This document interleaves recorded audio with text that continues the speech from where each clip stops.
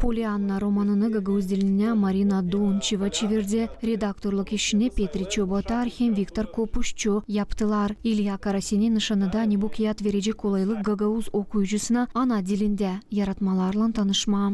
Bu kiyat uşaklara deni pek meraklı olacak. Zira o yürüder sevinme zorluklar arasında. Açan sana zor, açan umut yok da sana gelir hani bitti. Sen anlarsın hani varınca orada da bulma bir sevinmelik de. Bu kışaz pek çok zeyt çekti yaşamasında Pollyanna. Ama o hep bize bir örnektir. Zorluklarda sevinmeye de. Bana kalsa bu kiyat pek yardımcı uşaklara. Ben onu küçükken okudum. Köy bibliotekarlar der hani uşaklar onu beğenir okuma. Şimdi olsun Gagavuzca da yardım etsin bizim kültürümüze, dilimize ilerlemeye. Kiyat 2,5 binlik sayısında Tipar'dan çıktı. O Moldova Devleti millet azlıkları ilerlemesi yolunda önemli bir adım olur. Nişanadı Lumina in Orient cümle kurumun başı Vitaliy Pokitko. У нас есть большой интерес к малым народам и к интересам малых народов.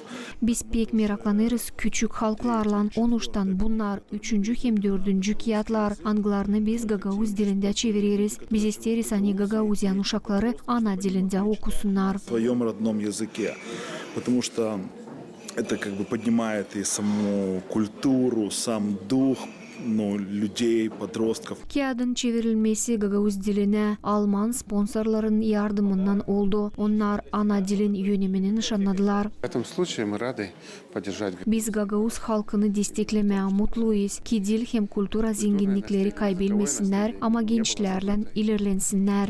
Поддерживалась молодежью. Prezentatsiya gençleri meraklandırdı. Onlar Gagavuz dili ilerlemesi önemini çizgilediler.